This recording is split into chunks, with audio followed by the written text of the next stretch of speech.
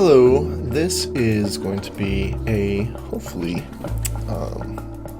informative demonstration of sort of the process for applying textures in Maya. We're using Photoshop in Maya. So here we have the texture that I'm going to use just as an example. And this is just the base color or diffuse map that I'm going to use. It is repeatable, but that doesn't particularly matter here. So this here is just so you can kind of get an idea of what we're going to be looking at and what we're dealing with, because this is what I'm going to apply to a bunch of pieces. This right here is what the normal map looks after running it through Crazy Bump. And here's what the spec looks like after running through Crazy Bump and making some tweaks and adjustments to give it some depth. So of course, all of the white pieces will represent shine, and all of the dark will be less shiny. And you know, cobblestone might not be shiny. It could be shiny if it was wet, for example, or something like that. It might have more shine, like the misty streets of London or something. But you can play with this and adjust it as needed then. And I like shiny things. So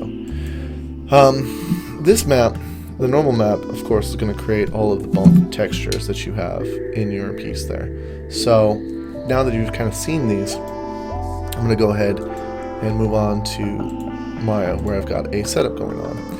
Alright, so right off the bat here are kind of examples of the different shaders. The main base shaders in Maya are, I'll bring it on over. You've got the blend shader, you've got an anisotropic shader, you've got a Phong shader, I've got the Lambert, which is sort of the default, and then you've got the Phong E here. Okay, so all but the Lambert tend to have some shine ability. So if you take a look at this render, this is just these pieces. That's all this is just these pieces rendered out. With some simple lighting, I've got a simple, tight sort of light set up here. Just two area lights strewn across. And when you look at the renders of what that looks like from above, you can see that the Lambert is very kind of base right here, and not a lot of light. The light hits, but it's sort of a soft glow. It's very matte kind of look. The blend has sort of an overall even sheen to it. There's definitely a darker gradient. It's a gradient. You could almost see it like a gradient, and it's darker up here and a little darker here. The anisotropic tends to do, you'll see this a lot more once I have the textures on. Well, I do have the textures on, you'll see in a moment. The Phong standard has a lot of bright sheen through here, so a stronger pinched gradient to give it a more metallic look. And then the Phong E is really kind of more flexible with a few more settings, and we'll kind of go through and put some stuff on there. So if I look at these, and I already have textures applied to them, right?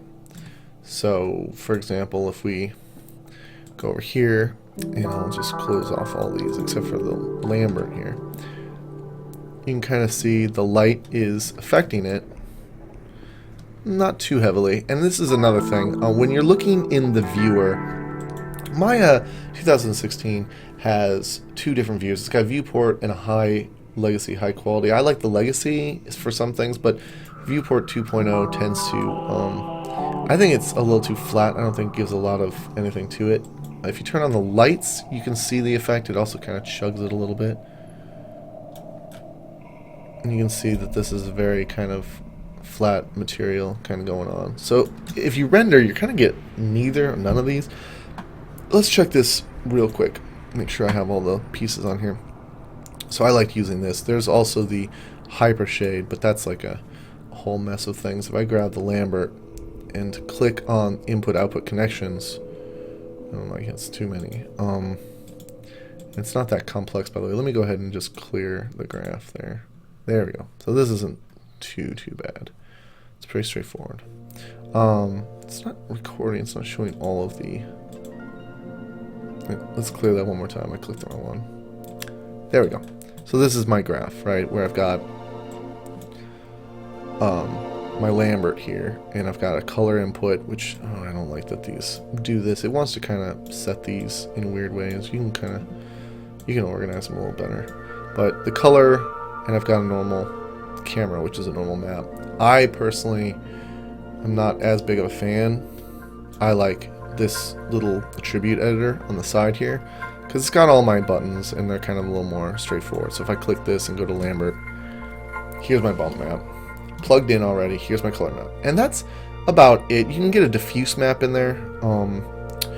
File, click on it, and add in just the color map again. Usually, that's not bad. It gives you a little more depth, a tiny bit more darkness. Now, if I go and I render this with my lighting setup, very simple lighting setup, nothing too crazy going on. You know, let's save that. We'll save it by hitting this right here. You can save the image and keep it. That's, you know, that's what it really looks like. And you can see there's the bumpiness from the normal map and all these little ridges and everything's kind of a little more defined, but it's not, there's nothing too special about it. It's very standard, very straightforward. I have another one that I've rendered out too. The shine with these applied. So like here you can see that the Fong and the anisotropic and the blend compared to the Lambert already have more kind of shine. You can see a little more grit and shine in the tiles.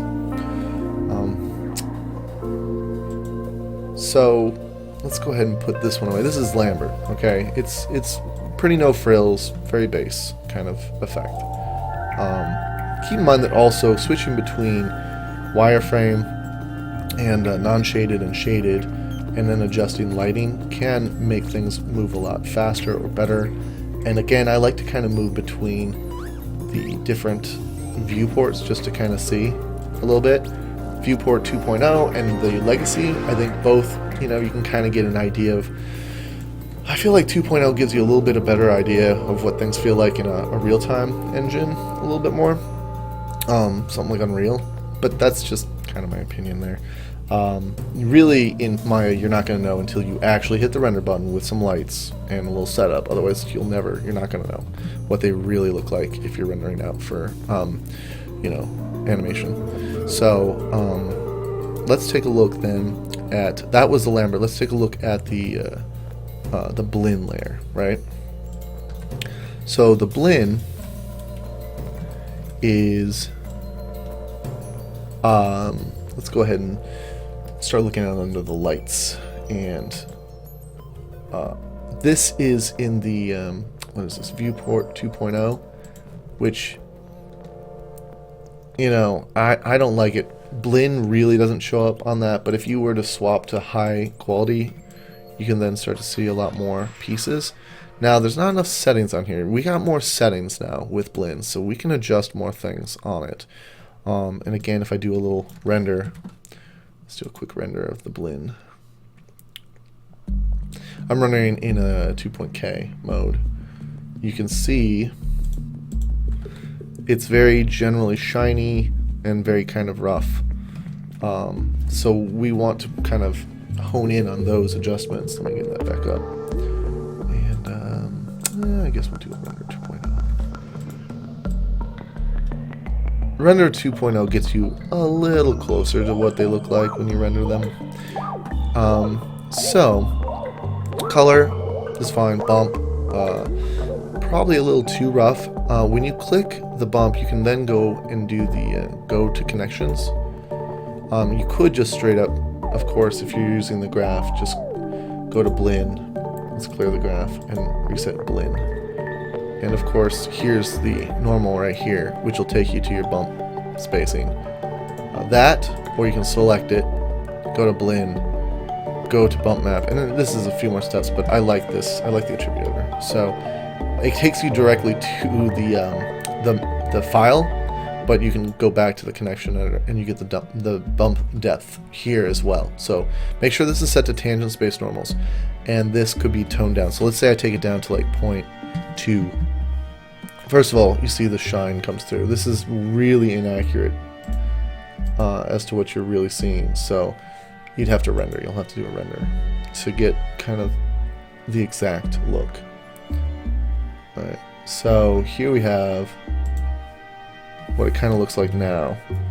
The shine hasn't been tampered with yet, so you're getting a lot of shine in there. But compared to, say, this previous shot, notice how in this one it's a lot more rough and rugged, and now of course it's a lot more smoothed out. There's still touches of effect and bumps and edges in there, but it's been muted quite a bit. So probably wouldn't want 0.2, probably want, I don't know, 0.65 or something like that. So let's go ahead and take a look then. There's no specular color in here yet, so I'm going to go ahead and apply that. Oops, reflectivity. Probably want reflectivity down. Rocks don't reflect very much. So we'll go in here, go to File, Image Name, and I'm going to go ahead and drop in my spec. And again, under the renderer legacy, there we go. If we turn off the lights, you see it's reading that information pretty well. Very shiny. Under renderer viewpoint 2.0 with the light, you don't get much out of it, which is kind of disappointing, because in reality, if I go in and now I render it with my spec map on, it's going to be fairly detailed. So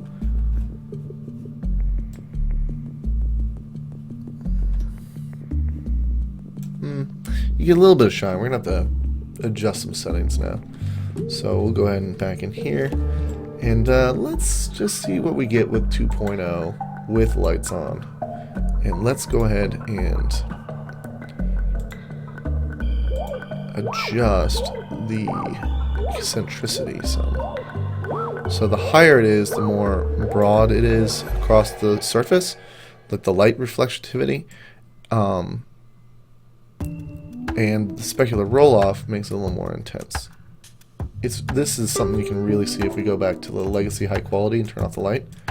You really see it. Look, that's super shiny. But if I pinch it down, it really kills the shine, so that it's going to be very focused and low-key. And the more I pinch down the eccentricity, the more it kind of gives it a tight shine. See? Now we've got a tight shine all over it. Let's see if that looks like rendered out.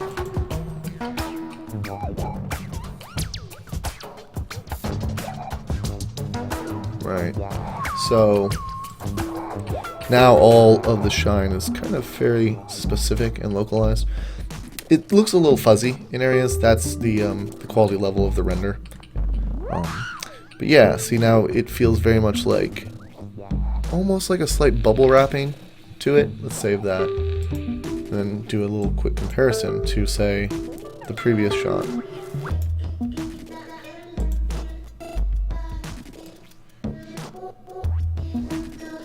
Right? So from Lambert to Blinn, much more shine, right? And that's about all the controls you really... There's a few things. That's pretty much it, though, in general for the Blinn effect.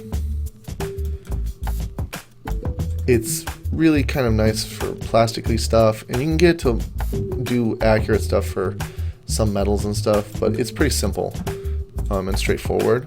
So let's go ahead and take a look at the anisotropic. Now, I've noticed the anisotropic tends to not give you much under the old render. I even have everything plugged in: specular color, bump map, color map.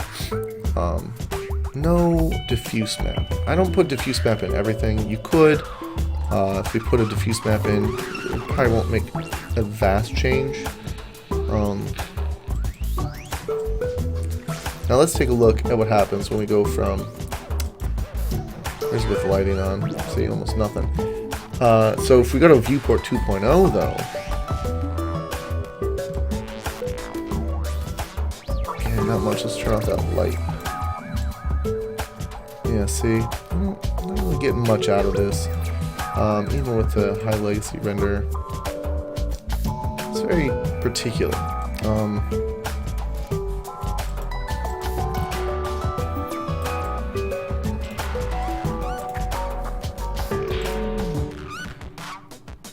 Probably some of that diffuse. We could almost break that connection again and turn diffuse way down. And you're going to see probably more of the shine on there. Let's turn that light off too. This is the thing, you kind of flicker through some of these settings.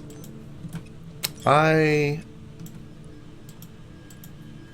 don't necessarily feel it there. Let's go with 0.6 on diffuse for now.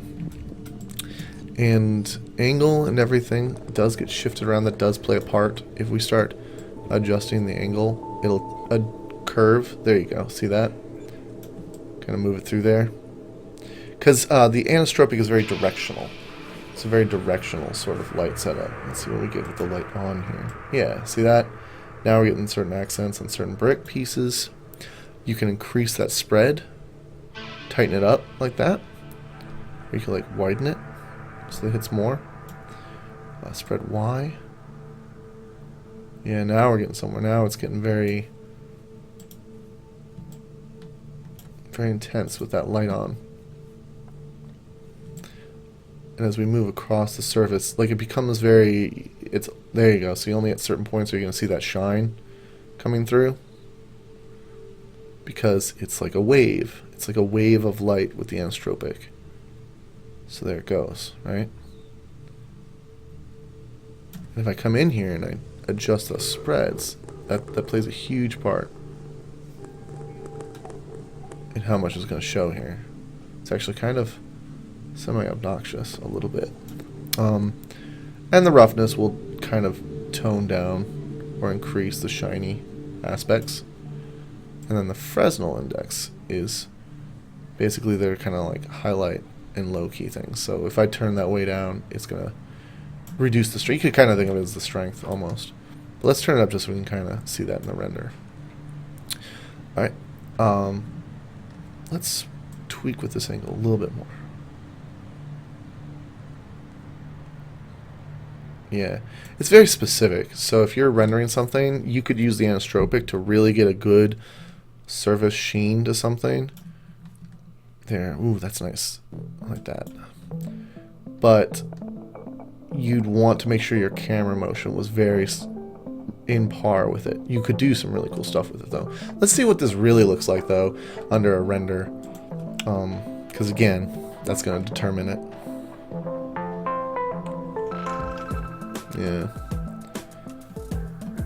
Yeah, it's there, and it would be there more as the camera moved.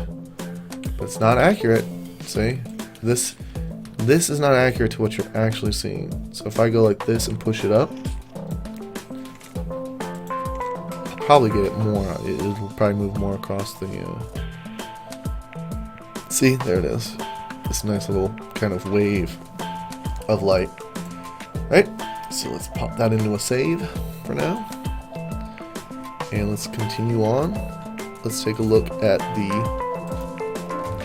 Fong. Fong is a very shiny surface, very reflective. Again, we're going to have to tweak some settings here. And all we really have is cosine power. And I feel like this one shows up a lot better under Legacy. There, see? Now I can see what's going on with the Legacy, and I can up that cosine power, or decrease it. Upping it means that I will get better sort of shine. It's more specific of a shine. Let's see if we can get that up. Yeah, see that? Ooh.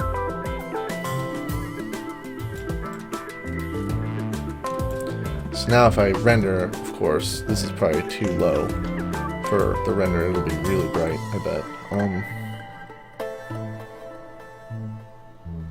Yeah, see how bright that is? Very bright. So again, I'd have to go in here, and we'll save this one. But if you compare that to, say, the other couple, right? Blend, anisotropic, Fong, very bright, very shiny. So we could kind of kill that cosine power. Let's put it up to, let's say it's at 25, and we'll see the difference now.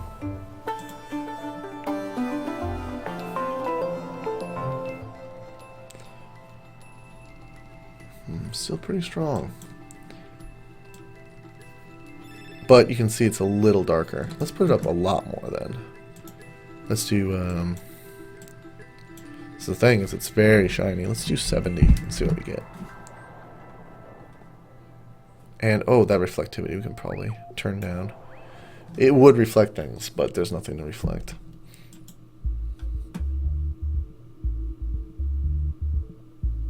And again, this is pretty much the only option for it. You just got that that one cosine button. Yeah. There you go. See how much more it's been toned down from that to that. Still pretty intense. Maybe less so from different angles. And you're not seeing any of that from the viewport, which is a shame. And of course the bump map is playing its part. Bump map plays a pretty big part, actually. If I was to pull them out, it would just look much more flat. You wouldn't have any of these kind of crevices and nooks as much. There you go. Let's take one render like that, just so you can see. So if I kill this bump map, break the connection on it,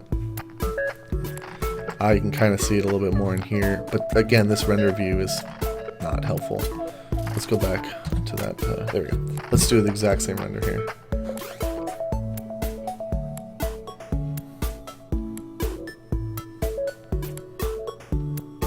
So the shine takes over a lot more, but you're not getting those nooks and crannies elsewhere. You're just sort of getting a straight up shine.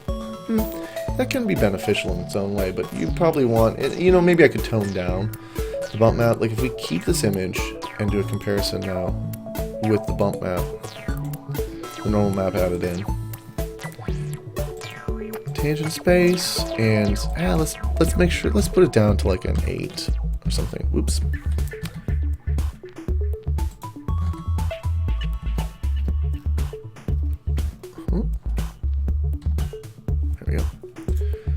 Accidentally zoomed in with my hand there. So bump map, let's add in the normal, right? And now let's do a render.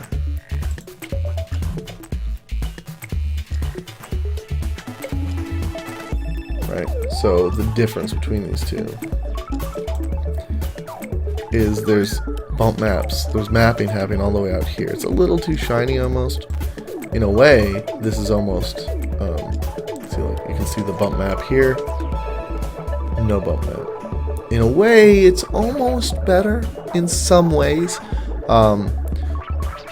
because this texture map is pretty decent for giving the impression, but then the blocks, but it's also, in another way, a little more lifeless than, say, this one. I think you need to kind of tweak those settings a bit more so they're not, but the fact that there is little bits of cracks, little bits of bumpiness, right? This is too much, and you're getting some bad shadow / light effects, but with the right tweaks and adjustments, implying that there are little cracks and pieces, really helps with this effect. So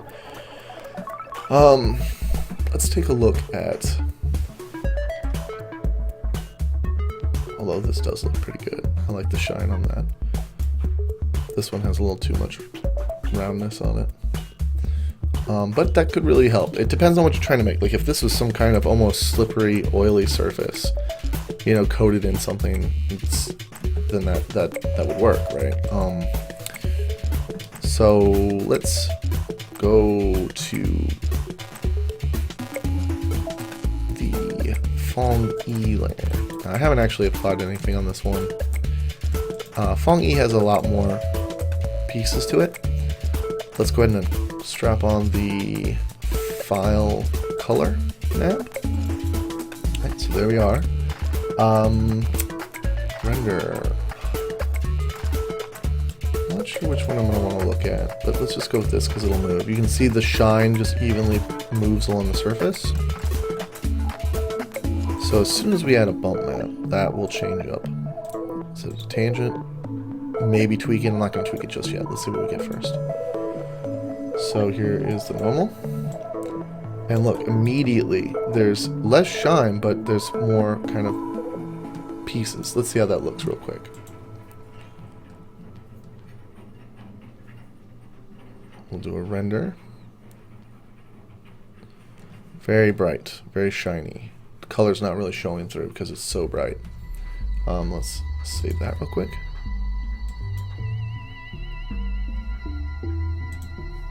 And then let's do some more tweaks. Now this one has a bunch of different roughness, highlight size, whiteness, specular color.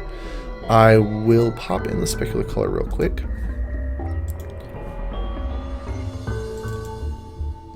And again, you get a pinch down on the effect here. Let's go ahead and zoom in and do another render.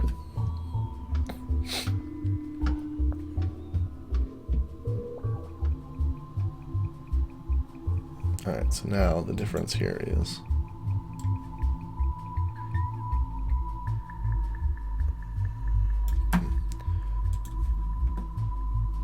alright, so now let's try tweaking with some of the roughness.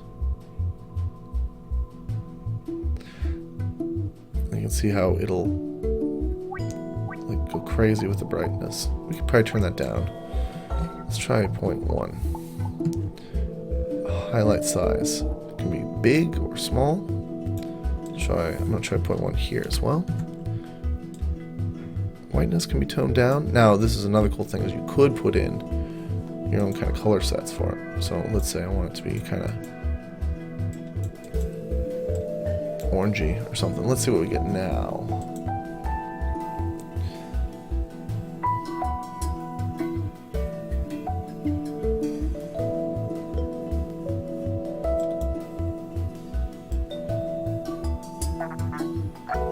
Brightness has been toned down quite a bit. Roughness is still pretty heavy. That's probably the next thing we want to address is that bump map roughness. So let's take that down to like a 0.4. Right, and we'll do another quick render. I'm thinking, oh, the reflectivity probably doesn't matter. There's nothing to reflect. Ah, there we go. So now look at that. You got this comparatively. See how it went from very shiny to still rough to much softer and smoother. It's still very wet, but that's Fong-E. Fong-E's us another reflective, very shiny. So to get in even further would require yet more tweakings. I really want this to show more. I could probably up the highlight size and get more of that orange in there. Let's just peek and see what that does for us. Go ahead and save this one and do another render.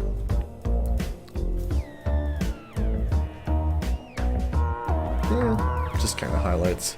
That orange isn't really showing through. It's there. I guess it's there. You know what? It'd be really obvious if I made it because it's subtle. Let's make it like a hot pink, and it's gonna be pretty. It'll be more obvious.